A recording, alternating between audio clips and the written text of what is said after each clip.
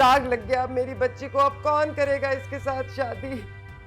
भाई साहब को हमारे साथ ऐसा नहीं करना चाहिए था।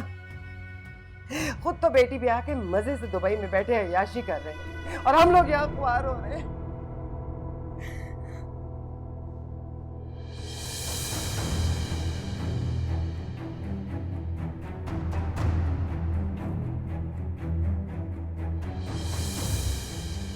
ये तौर तरीके देख रहे हो इसके?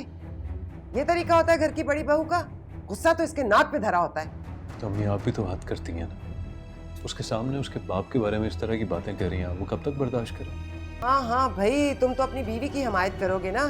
बहन की तो तुम्हें कोई परवाह नहीं है। मैं पूछती हूँ, बीवी का इतना ख्याल है, बहन का बिल्कुल भी नहीं है। उसके जज्बात की कोई परवाह नहीं है। अरे कितने चर्चे थे खानदान में इसकी मंगनी के। इतना बड़ा घर, इतने अमीर लोग, अब कहाँ से मिलेगा ऐसा रिश्ता? भाई साहब ने अच्छा नहीं किया।